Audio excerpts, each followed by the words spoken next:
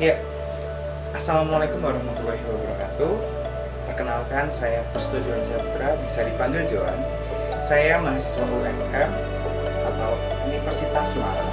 Saya berasal dari program studi ilmu komunikasi.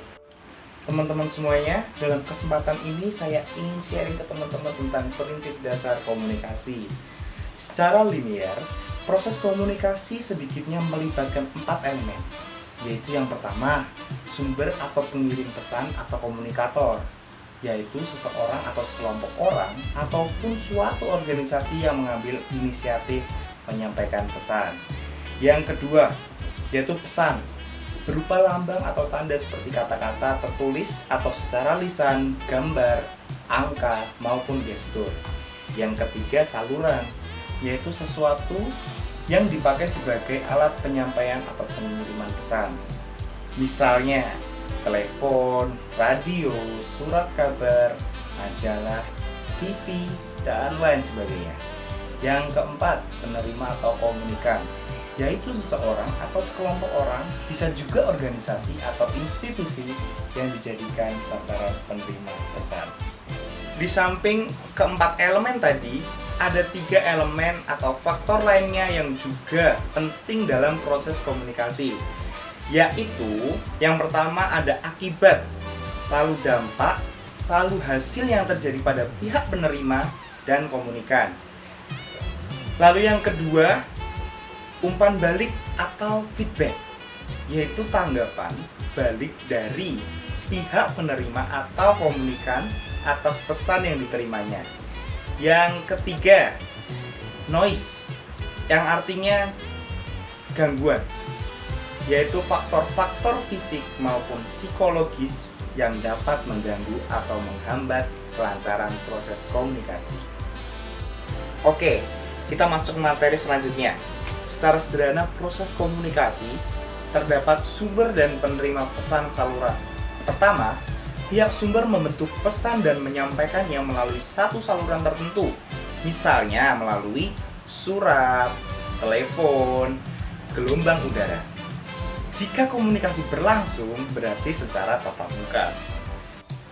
Kemudian, pihak penerima mengartikan dan menginterpretasikan pesan tersebut. Apabila penerima mempunyai tanggapan, maka ia akan membentuk pesan dan menyampaikannya kembali kepada sumber. Tanggapan yang disampaikan penerima pesan kepada sumber disebut umpan balik. Pihak sumber kemudian akan mengartikan dan menginterpretasikan tanggapan tadi, dan kembali ia akan melakukan pembentukan dan penyampaian pesan baru.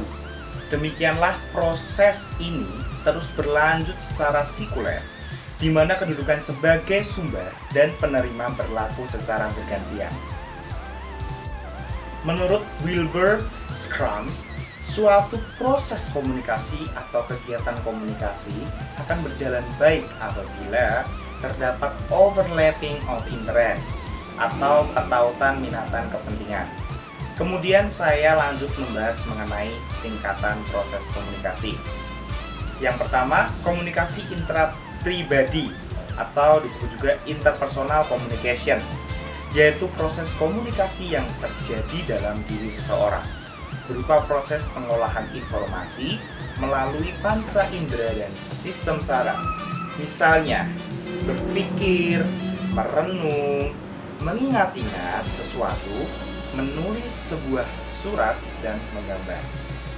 Yang kedua, komunikasi antar pribadi, yaitu kegiatan komunikasi yang dilakukan secara langsung antara seseorang dengan orang lain. Misalnya, percakapan secara tatap muka antara 2 orang, surat-surat pribadi, dan percakapan melalui telepon. Yang ketiga adalah komunikasi dalam kelompok, yaitu kegiatan komunikasi yang berlangsung di antara anggota suatu kelompok. Pada tingkatan ini, tiap individu yang terlibat masing-masing berkomunikasi sesuai dengan peran dan kedudukannya. Misalnya komunikasi antara bapak, ibu, dan anak-anak. Yang keempat, komunikasi antar kelompok, yaitu kegiatan komunikasi yang berlangsung antara suatu kelompok dengan kelompok lainnya. Jumlah pelaku yang terlibat dalam komunikasi jenis ini boleh jadi hanya 2 orang ataupun beberapa orang saja, tetapi masing-masing membawakan peran dan kedudukannya sebagai wakil dari kelompok masing-masing. Yang kelima, komunikasi organisasi. Komunikasi ini mencakup kegiatan komunikasi dalam suatu organisasi dan komunikasi antar organisasi. Bedanya dengan komunikasi antar kelompok adalah bahwa sifat komunikasi organisasi lebih formal. Yang keenam, yang terakhir, komunikasi dengan masyarakat luas. Pada tingkatan ini, kegiatan komunikasi ditujukan kepada masyarakat secara luas. Bentuk kegiatan komunikasinya dapat dilakukan melalui 2 cara. Yang pertama yaitu komunikasi massa, yaitu komunikasi yang melalui media massa seperti radio, majalah, surat kabar, TV, dan lain-lain. Yang kedua, secara live atau secara langsung, misalnya ceramah atau pidato. Lanjut ke materi yang terakhir, yaitu tujuan dan akibat komunikasi menurut Gilbert Scrum. Yang pertama memberikan informasi, yang kedua mendidik, yang ketiga menyenangkan atau menghibur, yang keempat menganjurkan suatu tindakan persuasi, yang kelima memahami informasi, yang keenam mempelajari, yang ketujuh menikmati, yang kedelapan menerima atau menolak anjuran. Secara umum, akibat atau hasil komunikasi dapat mencakup 3 aspek, yaitu yang pertama aspek kognitif, yaitu yang menyangkut kesadaran dan pengetahuan, misalnya menjadi sadar atau ingat, menjadi tahu atau kenal. Ada 2 tingkatan aspek kognitif, yang pertama kenal, yang kedua mengingat. Yang kedua, aspek afektif, yaitu menyangkut sikap atau perasaan atau emosi.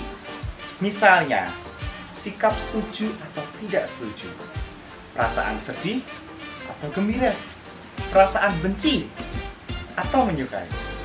Yang terakhir, aspek konatif, yaitu menyangkut perilaku atau tindakan. Misalnya berbuat seperti yang disarankan atau berbuat sesuatu tidak seperti disarankan, atau dengan kata lain yaitu menentang. Mungkin itu yang bisa saya sampaikan. Mohon maaf jika saya menjelaskan ada salah kata atau kurang lainnya. Semoga bermanfaat untuk teman-teman semua. Terima kasih, saya Joan. Wassalamualaikum warahmatullahi wabarakatuh.